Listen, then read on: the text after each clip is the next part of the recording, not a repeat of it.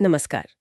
आज हम गणित की एक दिलचस्प दुनिया में चल रहे हैं। टॉपिक है अवकलज के अनुप्रयोग यानी एप्लीकेशंस ऑफ डेरिवेटिव्स। हाँ जी। हमारे पास इसके लिए एक स्रोत है, क्लास 12 मैथ्स का एक यूट्यूब वीडियो है जो इसे काफी डिटेल में समझाता है। तो आज हम कोशिश करेंगे कि इस थोड़े बड़े अध्याय की सबसे जरूरी बातें समझें, खासकर वो जिन पर वीडियो में जोर दिया गया है। बिल्कुल, शुरू करते हैं। तो क्या है ये अवकलज? देखिए, अवकलज मतलब डेरिवेटिव्स, ये सिर्फ कोई गणितीय औजार नहीं है। ये असल में हमें बदलाव को समझने में मदद करते हैं। बदलाव? किस तरह का बदलाव? कोई भी बदलाव, मतलब एक चीज के बदलने से दूसरी चीज पर क्या असर पड़ रहा है, कितनी तेजी से, और हाँ, अनुकूलन यानी ऑप्टिमाइजेशन, किसी चीज का बेस्ट वैल्यू निकालना। स्रोत भी कहता है कि ये चैप्टर बहुत महत्वपूर्ण है। अच्छा, तो सबसे पहली बात जो वीडियो में थी वो थी मात्राओं में परिवर्तन की दर, रेट ऑफ चेंज।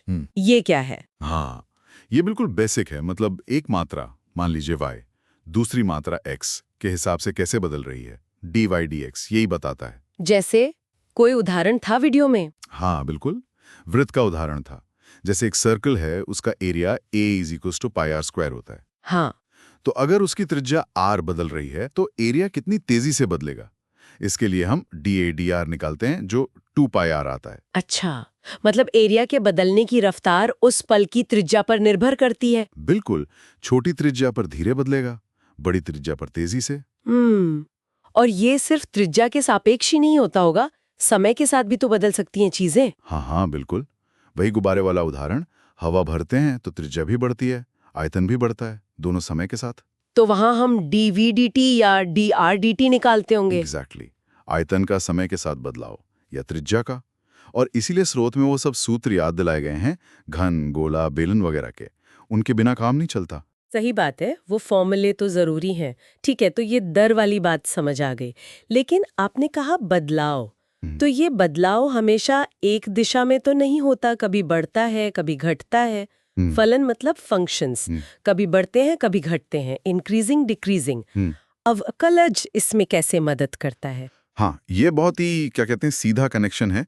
अवकलज dy dx के का जो चिन्ह होता है, साइन, वही सब बताता है। चिन्ह मतलब पॉजिटिव नेगेटिव? हाँ, अगर किसी इंटरवल में dy dx पॉजिटिव है तो मतलब फलन बढ़ रहा है, इंक्रीजिंग है, ग्राफ ऊपर जा रहा है। और अगर नेगेटिव है तो फलन घट रहा है, ह्रासमान है, ग्राफ नीचे आ रहा है। और अगर जीरो हो तो वो एक तरह का ठहराव बिंदु हो सकता है, स्टेशनरी पॉइंट, जहां फलन मुड़ सकता है। तो ये फलन का पूरा व्यवहार समझने में मदद करता है। इंटरेस्टिंग। मतलब ग्राफ का ऊपर नीचे जाना हम dy dx से पता लगा सकते हैं। बिल्कुल। फिर आता है वो हिस्सा जिसे स्रोत वीडियो सबसे इम्पोर्टेंट बता रहा था, उच्चिष्ट और निम्निष्ट, मैक्सिमा और मिनिमा। हाँ, ये सच में बहुत पावरफुल एप्लीकेशन है। मुझे लगता था कि शायद रेट ऑफ चेंज ज्यादा प्रैक्टिकल है, मैक्सिमा मिनिमा क्यों इतना अहम है? क्योंकि ये हमें सिखाता है ऑप्टिमाइजेशन, मतलब किसी चीज का सबसे ज्यादा मान या सबसे कम मान कैसे निकालें। अच्छा, जैसे अरे असल जिंदगी में सोचिए, लागत कम करनी है, मुनाफा बढ़ाना है, कम से कम मटेरियल में कोई चीज बनानी है, हर जगह ऑप्टिमाइजेशन है। हाँ, बात तो सही है। और अवकलज परीक्षण, डेरिवेटिव टेस्ट्स, खासकर पहला और दूसरा, यही बताते हैं कि किस पॉइंट पर फलन का मान मैक्सिमम होगा या मिनिमम। वो वीडियो वाला उदाहरण याद है मुझे, दो संख्याएं जिनका जोड़ 30 हो और उनका गुणनफल, प्रोडक्ट, मैक्सिमम हो। हाँ बिल्कुल, वो क्लासिक उदाहरण है।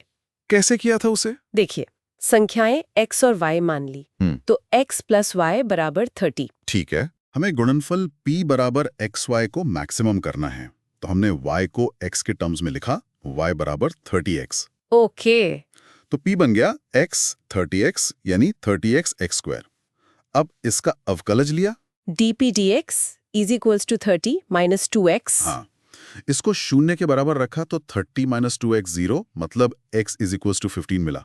लेकिन ये मैक्सिमम है या मिनिमम, ये कैसे पता चला? उसके लिए second derivative test, d² dx² निकाला, जो कि -2 आया। अच्छा, नेगेटिव। हाँ, नेगेटिव मतलब मैक्सिमा, अगर पॉजिटिव आता तो मिनिमा होता। तो x = 15 पर गुणनफल मैक्सिमम है, और अगर x = 15 है तो y भी 30 - 15 = 15 हुआ। तो संख्याएं 15 और 15 हुई। कमाल है, मतलब गणित से हम बेस्ट पॉसिबल नतीजा निकाल सकते हैं। बिल्कुल, और स्रोत में ऐसे कई उदाहरण थे। दिए गए तार से सबसे बड़ा आयत बनाना या किसी शंकु के अंदर सबसे बड़े आयतन का बेलन फिट करना, ये सब ऑप्टिमाइजेशन की ही प्रॉब्लम्स हैं। तो अगर हम संक्षेप में कहें, अवकलज हमें बदलाव की दर बताते हैं, हाँ, फलन कब ऊपर जा रहा है कब नीचे ये बताते हैं, सही। और सबसे जरूरी किसी चीज का सबसे अच्छा मान मैक्सिमम या मिनिमम खोजना सिखाते हैं। एकदम सही कहा। ये 3 मुख्य बातें हैं। वैसे स्रोत वीडियो में और भी चीजें थी, जैसे स्पर्श रेखा, अभिलंब, सन्निकटन। हाँ, टेंजेंट्स, नॉर्मल्स, अप्रॉक्सीमेशन। हाँ, लेकिन ये 3 rate of change, increasing decreasing और मैक्सिमा मिनिमा, ये इस अध्याय का क्या कहते हैं, कोर हैं, दिल हैं। बिल्कुल, बहुत अच्छे से समझ आया। तो जाते जाते एक सवाल छोड़ जाते हैं सोचने के लिए, क्या हमारे आसपास ऐसी स्थितियां हैं जहां हम अनजाने में ही सही ऑप्टिमाइजेशन कर रहे हों, या जहां किसी बदलाव की दर जानना बहुत जरूरी हो? हाँ, ये अच्छा सवाल है। शायद रास्ता चुनते वक्त या कोई सामान खरीदते वक्त। गणित असल में हमारी रोजमर्रा की जिंदगी में काफी घुला मिला है, बस नजरिए की बात है। बिल्कुल सही।